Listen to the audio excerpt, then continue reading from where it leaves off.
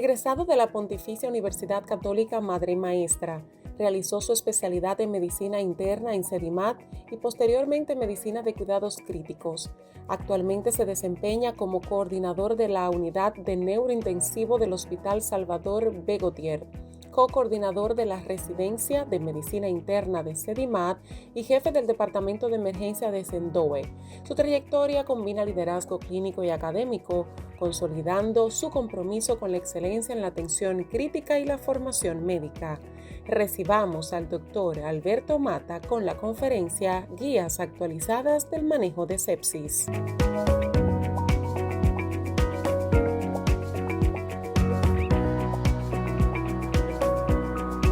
La definición sigue siendo la misma, la que se utilizó, la que se creó en Sepsis 3 en el 2019, que es básicamente disfunción orgánica, potencialmente mortal y una disregulación. En ese momento indicaban usar el SOFA. El SOFA es un score rápido, clínico, y que yo puedo decir, si tiene mayor de 2, habla de disfunción, más un foco de infección, una sospecha de infección, pues estoy hablando de sepsis. Si tengo hipotensión, tengo un shock séptico. Bien. Esta guía no cambia eso. La sepsis sigue siendo una infección con disregulación sistémica de sistemas. Y el shock séptico sigue siendo lo mismo. Una presión baja que no responde y una sepsis, un foco infeccioso. ¿Dónde la guía ahora facilita? Lo primero que ellos hacen es, que no lo puse aquí, cambiar la forma de evaluar. ¿Por qué no lo puse? Porque ahora es que ellos se están adaptando. Cuando digo ellos, es todo el comité. Ahora es que ellos se están adaptando a utilizar recomendación fuerte, recomendación débil, basada en buena evidencia, porque antes era recomendado y muy recomendado. Y todos sabemos que la de la AJA no lo hacen así, la de gastroenterología no lo hacen así, de pediatría no lo hacen así, hay una forma de hacerlo, ¿verdad? Entonces, comenzamos con definiciones de sepsis que no existían previamente. No sé si eso lo deja ver, a mí no. Pero tenemos la sepsis definida, la probable, sepsis posible y sepsis improbable. Y vamos a ver en el tratamiento por qué esas definiciones son importantes. Una sepsis definida está confirmada bajo la definición de sepsis 3, un daño orgánico y un foco infeccioso, es una sepsis que está confirmada. Una probable es cuando es muy probable, y ese muy probable va a expensas de que yo no tengo ninguna hipótesis alterna. ¿Okay? La posible es donde todavía hay una hipótesis que está bailando en el diagnóstico diferencial, y ya la sepsis improbable es la que no es parte del diferencial del paciente. Una vez yo tengo el paciente delante y yo defino, ok, tengo un foco infeccioso, tengo un marcador, ya sea SOFA, ya sea SIRS, ya sea NEWS o MUSE, cualquiera, la guía te dice, utilice, no te quedes con uno, principalmente con el SOFA, utiliza el SIRS, que una vez se descartó y ahora volvió. Entonces, y el SIRS es fácil, un paciente con una frecuencia elevada y tiene temperatura elevada, pues ya yo tengo 2 puntos. Donde se pone difícil es si esa frecuencia es por la fiebre. Pero la disregulación hemodinámica es una medición más allá de la respuesta del corazón. Una vez ya yo tengo el diagnóstico, ¿qué sigue? Aquí viene lo que no cambia de paciente a paciente. Al ser una disregulación sistemática, o sea, sistémica, sí lleva líquidos. Antes era 30 ml por kilo, pasado en la primera hora. Ahora eso es una recomendación, el 30 ml por kilo, y diferenciamos quién sí necesita y quién no. ¿Por qué? Porque ese 30 ml por kilo salió de un estudio pediátrico, donde se extrapoló el número a adultos y no se preguntó más. Pero tú puedes tener un paciente renal, un paciente congestivo cardíaco, un paciente con un síndrome hepatorrenal, y resulta que tú le estás haciendo daño con el 30 ml por kilo. Lo que no cambia tampoco es que esos fluidos iniciales no deben detenerse. El paciente llega y yo voy a comenzar líquido. ¿Ok? Lo que no cambia tampoco es mi meta hemodinámica, 65 milímetros de mercurio, como tensión arterial media. Aquí vemos estudios que mencionan que sobre la comparación de fluidos y sobre el uso de esos fluidos, como mencionaba antes era sin discriminación, ahora sí hay que individualizar al paciente.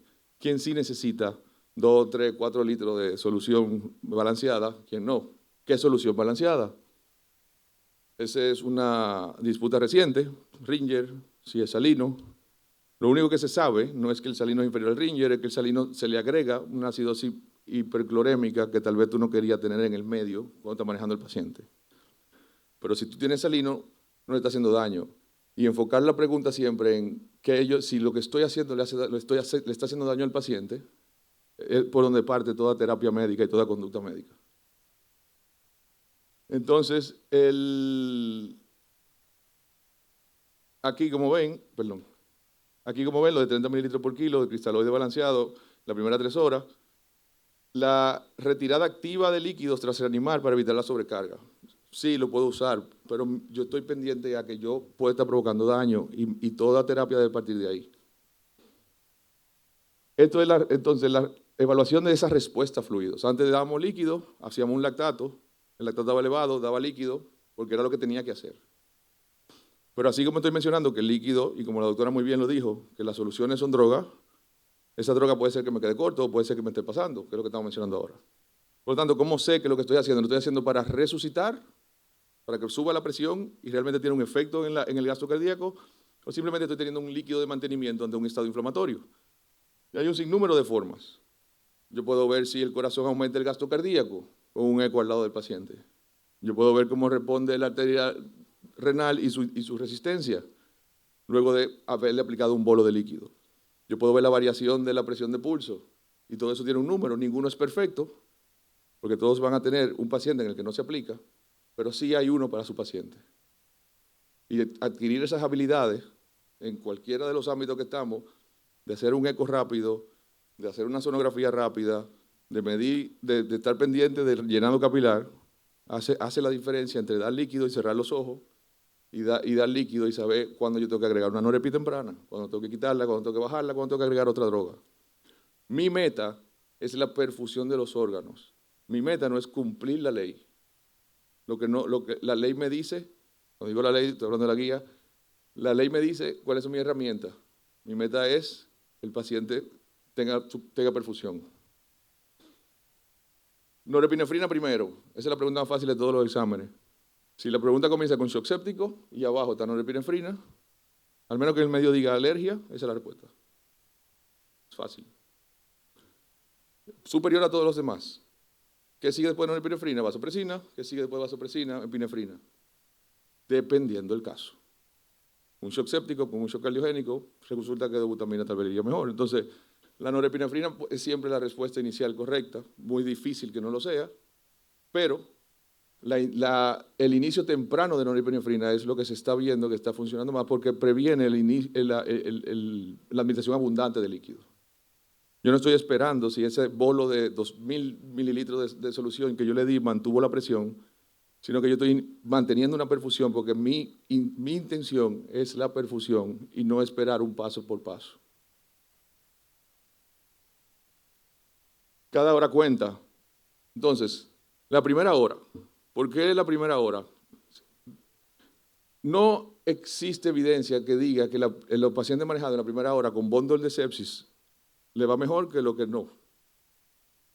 Pero esto es lo que llamamos un overkill, o sea, yo voy a poner yo voy a estandarizar algo de forma de que si la población, cuando digo la población es el mundo, en cualquier emergencia de cualquier aldea, intenta llegar a eso, le va mejor al paciente.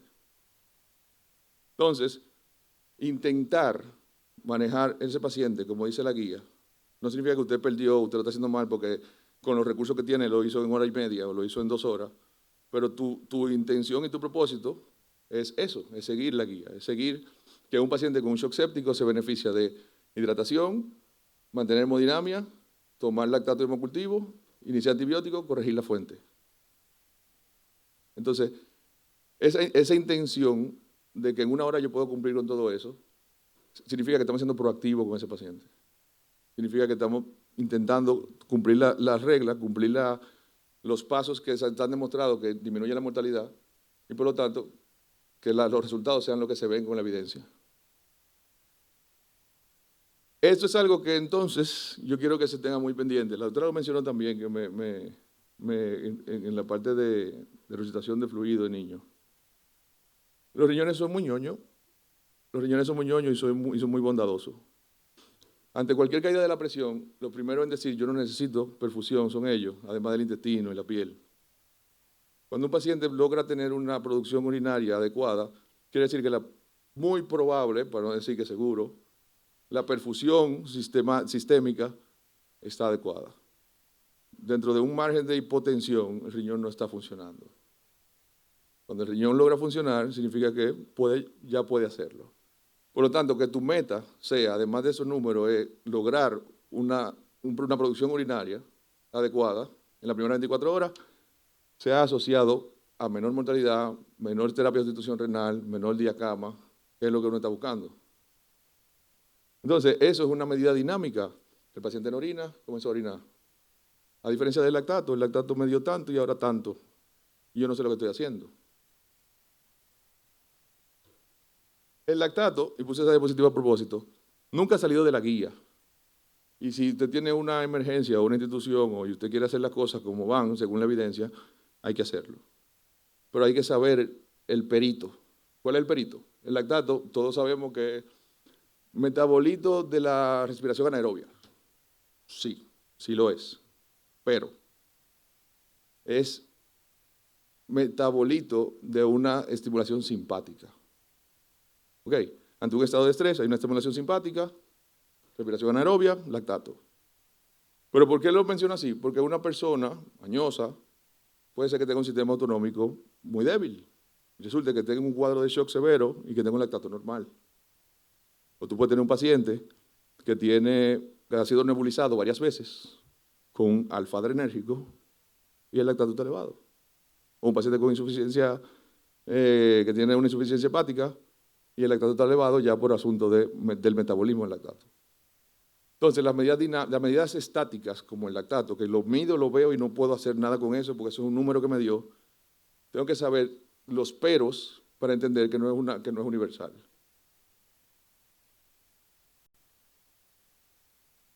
Aquí hay un ejemplo de cómo la diuresis y cómo tener las herramientas a mano ayudan. Tenemos un paciente con 65 de TA media, que tiene 1.8 de lactato, normal. Este paciente que estoy presentando ya fue sometido a una resucitación o a una reanimación por una sepsis. El paciente tiene noradrenalina de esa dosis, tiene el balance positivo, la resistencia de la arteria renal es 0.75 y está oligúrico. Y yo digo, pero si tengo la presión bien, ya yo le di líquido, lo tengo con norepinefrina todavía, ¿por qué no orina? Creo que le falta. Cojo el sonógrafo, veo la arteria renal, y resulta de que cuando voy a ver el índice de resistencia renal, que es sistólica menos diastólica entre sistólica, me da alto, que es como estaba previamente, ¿verdad? ¿Y por qué está alto? Porque yo le tengo norepinefrina. ¿Y la norepinefrina qué hace? Vasoconstricción. Ahora yo tengo un riñón que, aunque la presión arterial está bien, no le llega. Antes lo hacía solo porque necesitaba el cuerpo que lo hiciera, ahora lo estoy provocando yo. ¿Y para eso qué existe? Ay, poquito. No sale. Bueno, no sale. Para lo que está supuesto salir ahí es que la terapia con vasopresina, aquí es donde entra en el juego dentro del cuadro de la guía de sepsis. Hay una dosis mencionada de 0.3 en adelante, pero básicamente ante dosis elevada de norepinefrina, valorar iniciar vasopresina, no porque el paciente lo necesite, porque usted puede tener norepinefrina a 1, que es bien alto, y el paciente tiene la presión bien, sino para disminuir la dosis de norepinefrina por los efectos que está teniendo. ¿Y cuáles fueron los resultados de ese estudio? Que los pacientes que tuvieron vasopresina, que se le agregó vasopresina y se disminuyó la dosis de norepinefrina, se dializaron menos, cayeron menos en falla renal. No se murieron menos, cayeron menos en falla renal, se dializaron menos. Si yo pongo vasopresina, ahora yo puedo disminuir la dosis de norepinefrina, ahora el riñón le llega sangre, ahora el riñón comienza a orinar. Era el mismo paciente, pero era yo que le estaba haciendo daño. Ese es el mensaje de medicina con intención, autodidacta, cojan un sonógrafo, obliguen al que está estudiando, hey, yo quiero que me enseñen de esto, porque es del 2026. No podemos tener IA en el celular y no tener un sonógrafo, lamentablemente. Los mensajes clave, me lo voy a volar, es lo que yo estoy diciendo, y vamos ahí a lo que es el paquete ya de la guía. Cristaloide lo sigue mencionando, pero lo menciona como una evidencia baja, que es la realidad, siempre lo fue. Balanceados, Ringer frente al salino, evidencia baja, por lo que mencioné de la acidosis hiperclorémica. Si usted usa oxalino, no hay ningún problema. El objetivo es una PAN mayor de 65. Moderada, ¿por qué? Porque hay pacientes con condiciones específicas donde mantenerla obligatoriamente por encima de 65 a veces no tiene alguna ventaja, pero como dije al inicio, no le estamos haciendo daño. Eso es lo que estamos asegurando. ¿Okay? Guiar por lactato. Dice evidencia baja. Sí, hay que pedirlo, lo mencioné. No le caigan atrás. No le caigan atrás al seriado. Si el paciente está orinando, le está hablando, tiene una TEA media adecuada, su refill capilar está adecuado, el lactato no me interesa. Los órganos no van a funcionar a expensas del lactato. El lactato es un pasajero que te está diciendo el rebú que hay adentro, pero no necesariamente sea cierto. Antibiótico precoz, sí. Si tengo sepsis confirmada, si tengo sepsis probable, antibiótico. Y aquí es donde esto ya lo mencioné.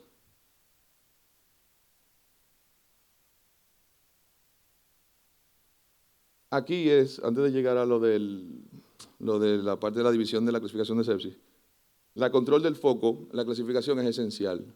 Eso nunca va a cambiar. Si usted no controla el foco de infección, no importa lo que usted haga, no importa lo bien que lo haga, la infección no se ha ido.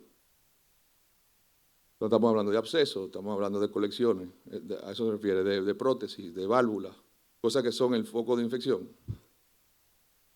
Aquí es donde la guía entonces se pone creativa y ayuda. Sepsis definida o probable y sepsis posible. En la primera hora, si el paciente tiene shock, en la primera hora el paciente sin shock para el primero, que es sepsis definida o probable. Entonces tú dirás, oye, yo tengo que definir de verdad la sepsis como probable definida, porque veo como que el margen es muy corto, es como que, estoy muy seguro o no tan seguro, es como la definición de ambas. No, porque la decisión del antibiótico va como quiera. Lo que se está haciendo ahí es ayudando a que el médico que tenga la duda, la duda pequeña de que eso sea una sepsis, pero no le cabe un diferencial, tenga el permiso de manejarlo como una sepsis, para bien o para mal. Eso es lo que está haciendo la guía. Le está ayudando al mundo entero, que no tiene las herramientas para saber exactamente con un PCR de hemocultivo para sepsis. Mira, yo creo que sí. Yo no tiene un diferencial. No, no es el corazón, no es sangre, no sé por qué está chocado. Ok, pues entonces lleva antibiótico la primera hora. Y tú no descuidaste al paciente. Que eso es controversial también. Hay un sobreuso de antibióticos. En la sepsis posible, ya sí, sin shock, entonces sí tengo el permiso de durar 3 horas por lo menos, identificando si de verdad ese diferencial que estoy persiguiendo existe y me doy ese lujo de 3 horas de investigar. Entonces un paciente que huele a sepsis, lo cual no tiene olor, pero que huele a sepsis, que corre como sepsis, que se parece a la sepsis, trátelo como sepsis.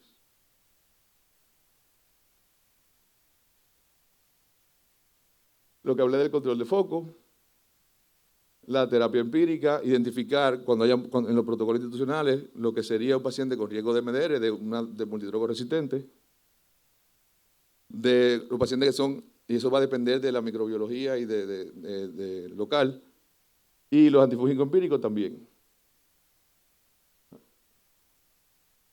La infusión prolongada, la dosis de carga e infusión prolongada.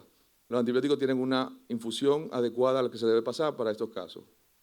Cetrizona cada 12 horas no es una indicación de sepsis. Meropenem cada 8 horas no es una indicación de sepsis. 1 gramo cada 8, no. En sepsis y en shock séptico, cada uno de esos antibióticos, principalmente los betalactámicos, tienen una orden de infusión prolongada que va de 4 a 6 horas. La monitorización de las respuestas a antibióticos, de escalar temprano porque tomamos cultivo. Ya yo sé lo que viene, por malo que había estado el paciente, puede hacer una simple E. coli sin resistencia a beta-lactamasa que lo provocó y yo sí puedo descalarlo. ¿Tú tuviste un shock séptico que le pusiste amoxicilina? Sí, el antibiograma lo dice. Claro, ayudarse al infectólogo. Eso va a provocar una duración más corta, porque tuve cultivo adelante, ya sé cuál es la sensibilidad, sé lo que puedo cambiar, me puedo guiar de la procalcitonina para saber cuándo tengo que decalar.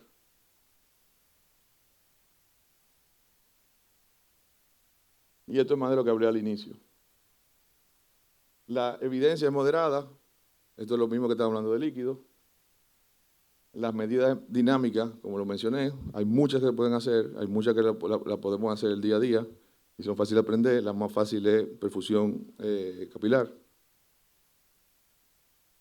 Esto, lo estoy dando para atrás. El soporte respiratorio no varía al de síndrome de distrés respiratorio. La ventilación protectiva, no hacer daño, vuelvo y repito, es lo que importa.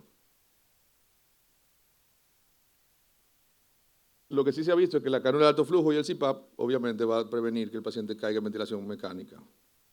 O sea, en ventilación mecánica invasiva. Esto es lo mismo que estamos mencionando, es el mismo manejo de distrés respiratorio, pero sin distrés, porque se ha visto que la ventilación protectiva, al fin de cuentas, overall, es beneficioso para el paciente.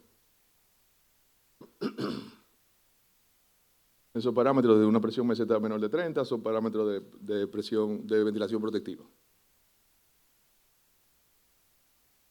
Entonces, aquí vienen los ayudantes del trabajo. La hidrocortisona. La evidencia no es muy buena, sin embargo, es lo suficiente para agregarlo en la guía. Hidrocortisona a dosis de 200 miligramos al día, normalmente uno lo pone 50 cada 6. Lo que ha demostrado es disminución o menor tiempo de dependencia de vasopresores. No mortalidad. No mortalidad.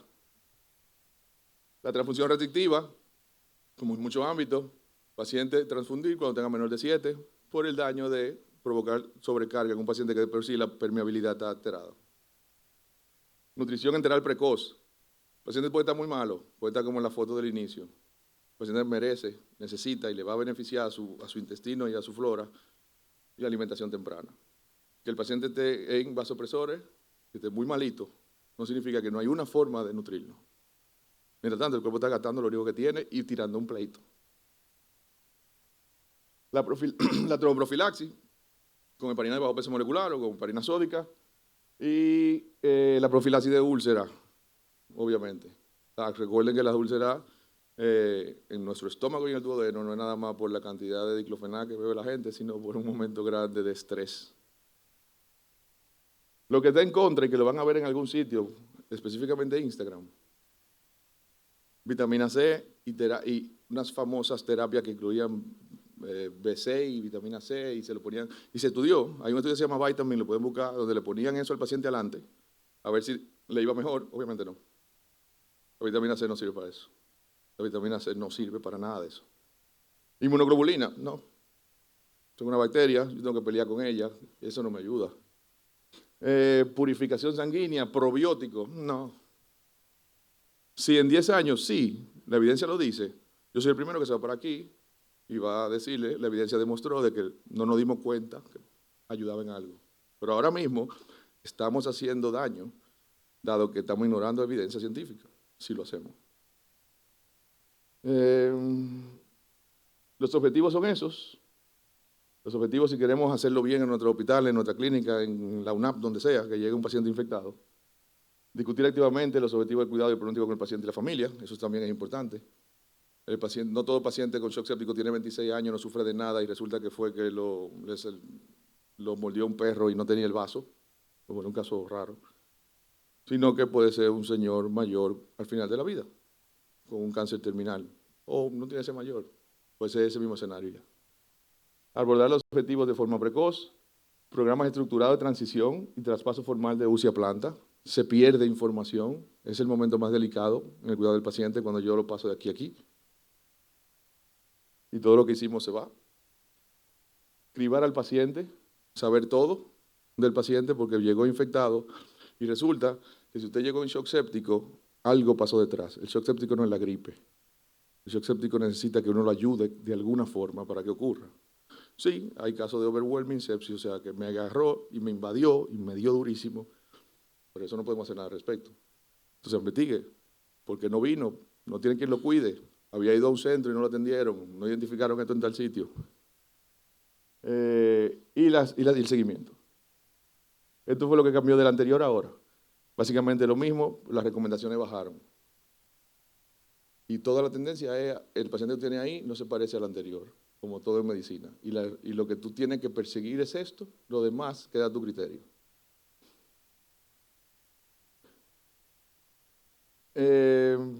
Las metas son estas, sin embargo, las metas reales son estas. Sí, yo quiero reconocer precoz, yo quiero utilizar los scores diagnósticos, yo quiero iniciar antibiótico en la primera hora, yo quiero manejo de fluido, que el paciente orine, pero lo que yo quiero realmente es que se muera menos gente, que duren menos en el hospital, que duren menos en UCI, que vayan menos a diálisis, que se vayan más para su casa, a hacer lo que hacían antes. Bien. Gracias.